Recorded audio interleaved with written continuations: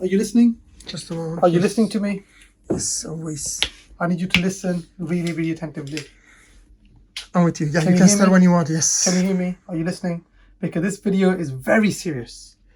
And my colleague there is smiling because it's supposed to be a serious video. I don't know why she's smiling. But honestly, I need your attention. Because in this video, I will be teaching you how you can value a community pharmacy business. So switch off your phones, relax, and join me on this webinar, on this video today.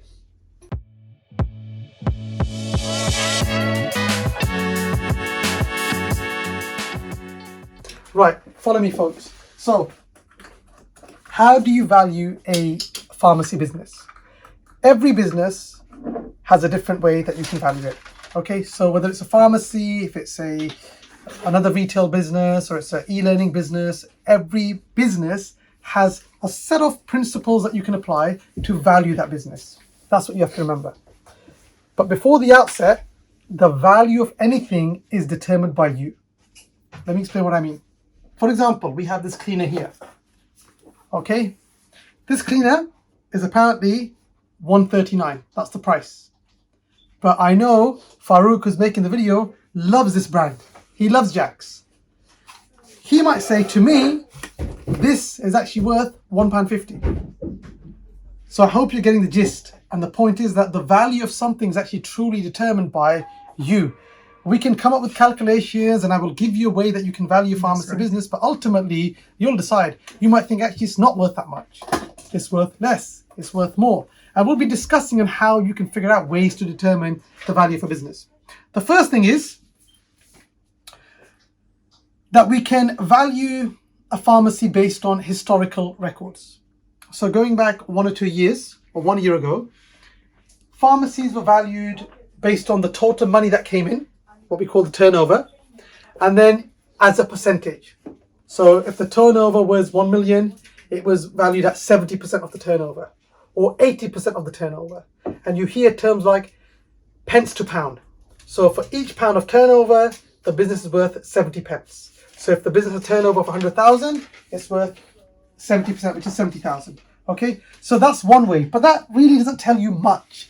It doesn't really tell you how you value a pharmacy. Another way that you can value a pharmacy, it's called, and Farouk will bring the camera here, having a look at the earnings before interest, tax, depreciation, and amortization. Now, some of these words can be interesting. Earnings essentially is what's on the tin, is earning, is what you brought in. Before, your simple interest is, of course, if you have loans or other expenses. Tax is tax. Depreciation and amortization, these are terms used to spread the cost of an asset, so that's something that gives you value, over a period of time. For example, we may buy a car worth £5,000 today, but I might spread the costs in my accounts over a period of 5 years. That means each year the expense will be £1,000. It's another £1,000. So you'll continue, and at the end of 5 years, it's the £5,000. So this value is determined before we take out any tax, before we remove any interest, before we remove any depreciation and amortization. What does it mean practically? Let's have a look here. You have a profit and loss account. So that's money that comes in, so money that's come in, versus money that's gone out. So what we see in this particular business is it has, let's have a look, it has the profit for the year is here, 105,297. That's the actual money that was, the business has made the actual profit. So after they've sold everything, after all the expenses, that was the profit for the financial year. The total money that came in is here, 1.145377. So 1.1 million. So 1.1 million was the turnover. That means total money that's come in. And you can compare turnover to your salary. So your salary, if it's an individual, or the total money you've earned, that will be your turnover. And then your expenses will be, for example, tax, you might pay for the car, and so on and so on. So what's left at the end of the month is going to be your profit. So how do we value this business? One way would be when you look at the turnover. So let's say and for ease, I'm just going to say 1 million. And we say, well, actually, it's probably worth 70%. And again, it's not really that valuable. So you think the business is worth 700,000. You might argue and say, actually, it's probably 80 pence for every pound turnover. So 80% worth 800,000. Okay. Now you might say, Faheem, how did you get that number? Where did you get 80 pence or 70 pence? This is historical, where you look at pharmacies that have sold, and then you can come up with a figure that most pharmacies for every pound of turnover were actually, for every pound of turnover, they sold for about, 70% of the value. Another method would be, what's commonly used is the EBITDA. Earnings before income, tax, depreciation, amortization. So all you're going to do is you're going to have a look at the gross profit, which is here. Okay. You'll remove the administrative expense, which is essentially rent, electric, staff costs, etc., etc. You're left with this baby right here. That is the number you're looking at. That is the number. Because here they've paid some interest, so we don't include that. That's the profit before tax, and that's the tax that they've paid. So when you add this and this, you come up to that number. That's the number. So this business then, you can say it's got £153,919 is the EBITDA. And the normal multiple that's used in a pharmacy and what banks use, normally 4 to 7 times that value. So for ease of calculation, let's say the EBITDA is 100,000. Let's just make it easy. And we use a multiple of 4 to 7. 4 being the lower end, 7 being the higher end. That means this business is worth between 400,000 and 700,000, apparently. Slightly more, because obviously the profit's 153,000, so it's, I think, about 800. But that's the figure. Now you might say, wait a second, how do I know if it's worth 400 or 700? What do I do?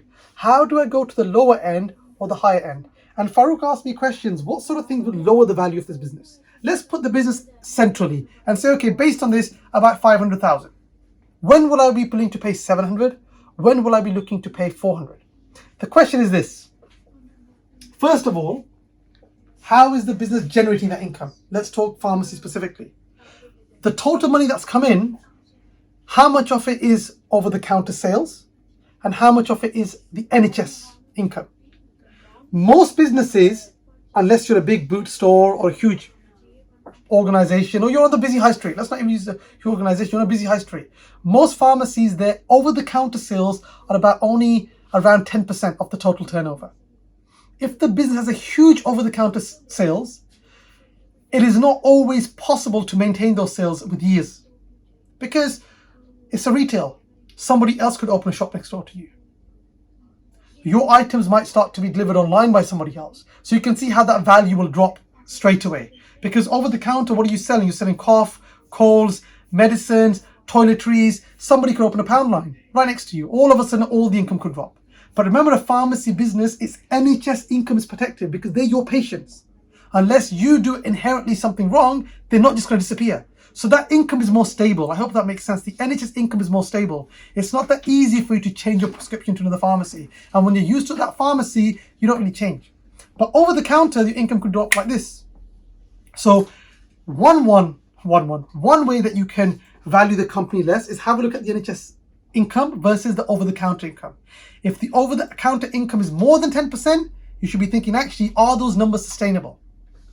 Because remember, the EBITDA is made from the turnover. So that means you'll know, actually, most of this income, 50% is over the counter. Your NHS income is not that great. That's a problem. You might you might lower the value. One way. Second way that you might lower the value is, what if the pharmacy is in a place where it's next to a busy GP surgery. And that GP surgery is about to move to a different location. That will affect the pharmacy. So you do your research. Again, what would happen? The value will drop. You might say, actually, I'll lower the value. What if it's a busy pharmacy that's open for longer hours? It's not a traditional 40-hour business. It's open for 70, 80 hours. You reduce the value. Why? Because it's going to be more cost, more difficulty managing, and so on. That's 3 reasons. Another couple of reasons why you might reduce the value of the pharmacy. What if the prescriptions that you have are a lot of trays like this, and they're weekly prescriptions? Again, that will lower the value of the pharmacy, because those prescriptions could then become monthly. And anybody that's a pharmacist will know, or in the pharmacy business, the difference between a weekly and a monthly prescription. What if the prescription that you have, most of them are from a care home? Again, everything changes, because that means that one care home, let's say they do 50% of your prescription, and for some reason they found somebody else who can deliver better, a closer pharmacy, or there's some incentives involved, they'll take all the trade, and you've lost half the trade. So these are the sorts of things that you want to think about. What will lower the value? What would increase the value is potential. You might think, actually, there's so many consultation rooms. There's private doctors here. There's a huge opportunity for me to do services. You might increase the value. You might increase the value because the property, you can buy the property. The whole property is available for you to buy. That could increase the value of the pharmacy. So you can see there's certain things that will increase the value of the pharmacy. Maybe there's a new GP surgery that's being built. Maybe you're the only chemist in town. Maybe there's no competition for you. Again, it's a double-edged sword. Can increase the value or decrease the value. So that's how you value a pharmacy business. But in the next video, I'm going to talk to you, how do you make sure that these accounts are correct? Because, have a look at this. Guess what? These accounts are unaudited. Unaudited. They've not been checked. They are not checked to make sure that the numbers that are in this document are correct. So in the next video, we're going to start to look at how we can make sure the numbers add up. Thank you for watching. Are you listening? Just a moment. Are you listening to me? Yes, always. I need you to listen really, really attentively. I'm with you. Yeah, Can you you can hear start me? when you want. Yes. Can you hear me? Are you listening? Because this video is very serious. And my colleague there is smiling because it's supposed to be a serious video. I don't know why she's smiling. But honestly, I need your attention. Because in this video, I will be teaching you how you can value a community pharmacy business. So switch off your phones, relax, and join me on this webinar, on this video today.